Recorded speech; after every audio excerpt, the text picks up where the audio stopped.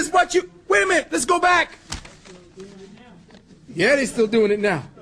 For every tree is known by its fruits, and a corrupt tree bringeth not forth good fruit. No one can bring a clean thing out of an unclean thing.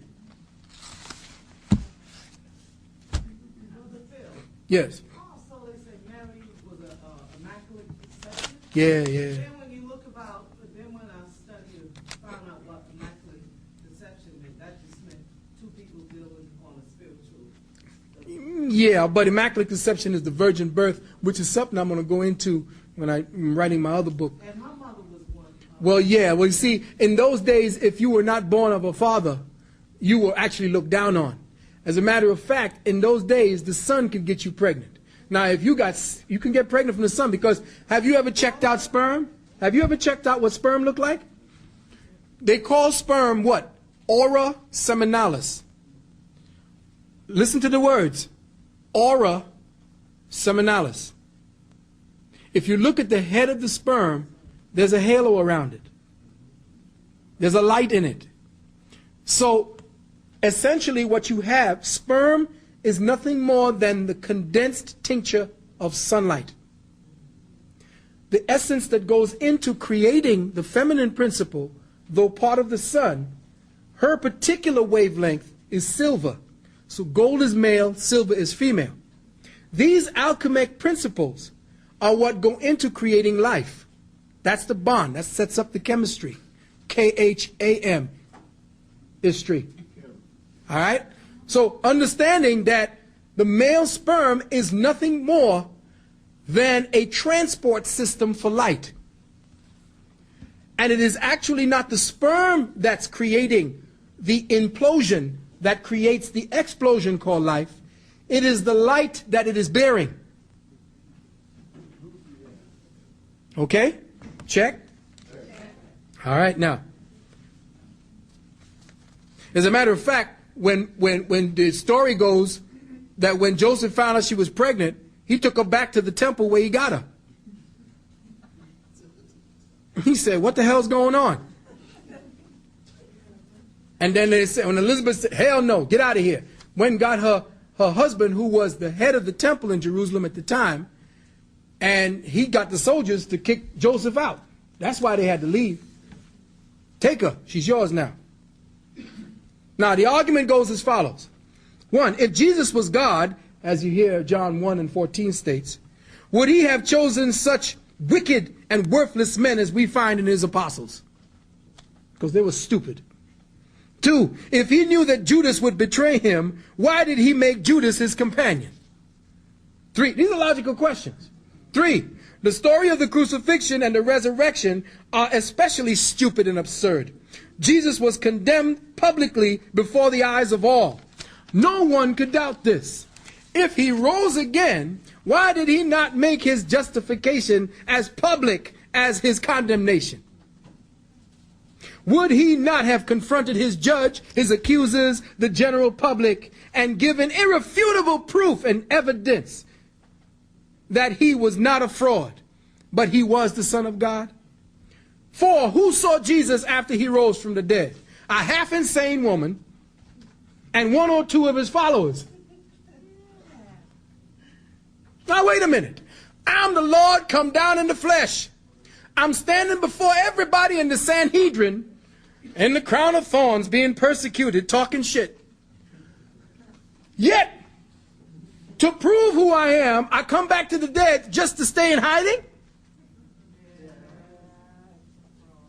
If your divine purpose, as all these priests keep telling you, was to come and show the lowly people what was going down by your sacrifice, by hanging on the cross, by dying and then coming back, why would you not let everybody know? In the second part of his thesis, Celsus tests the beliefs of Christians by philosophical principles. He shows that the Chemites and the Greeks previously taught all that was true to Christianity and had it in a nobler and better form. He ends his document with a practical note to all Christians. Give up your stupid separatists. and your tendencies to separate, to stop worshiping demons, and to join in all civil and military duties imposed on citizens of the state. He goes on to say that God is God and beautiful and blessed. He therefore cannot change. For if he were to change, it would only be for the worse. Therefore God cannot come down as a man. This is what he's saying. See? Check it out now. Has he not the power to do all things without assuming a material body? Does he not know all things? Is he not able as God to do everything that he would do as incarnated God? And no real advantage is gained by men, for they do not know God any better by seeing him in a bodily form. God must be seen by the soul of the Spirit, and men are deceived if they imagine they know him better by seeing him in a corruptible body. You understand what I'm saying? The only time you should be seeing any God is within and from within.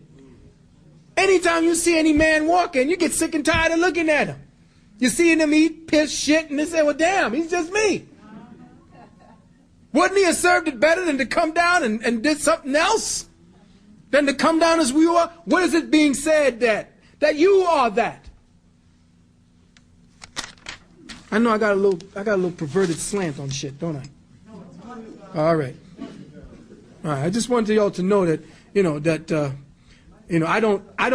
I don't abjure the Christians themselves. I abjure the ignorance under which they are comatose. They got the bite in the neck. You can see the 2 teeth marks when a Christian comes up. You can see the walking dead when they ring your doorbell and put that awake in your face. They look dead.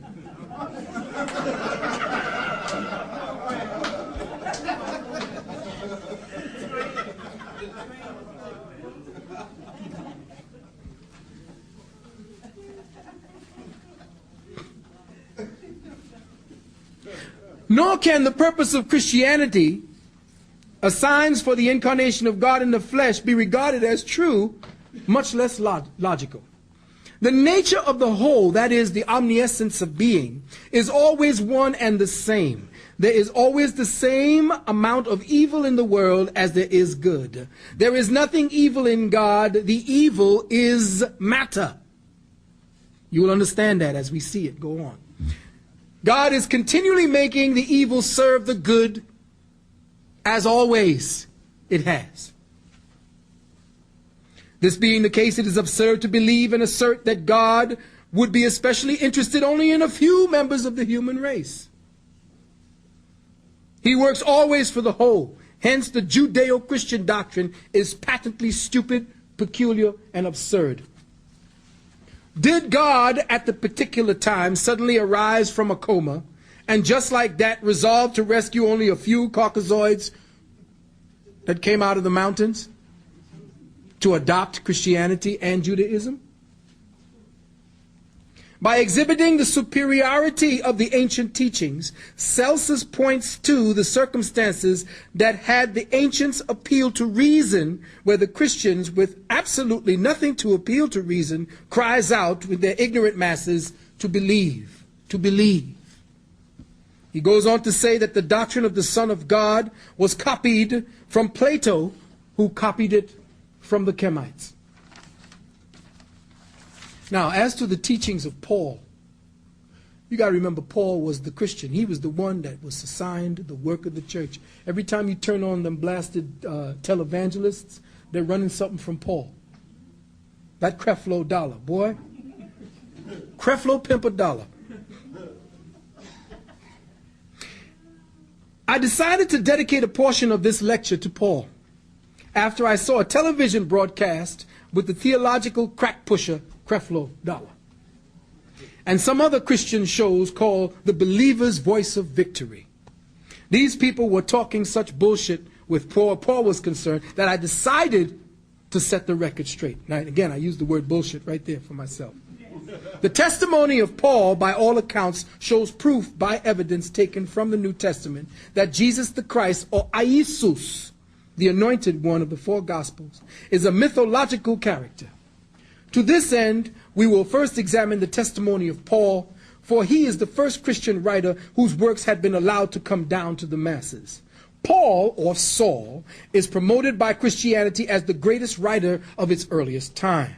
He seems to have done more than any other person to establish the Christian religion, if his alleged epistles contained in the New Testaments can be said to be true. I say this because of the true history of Paul we know nothing. We find no evidence as to when he was born, how long he lived, or at what dates the several events of his life occurred. It is said that he was sent to Rome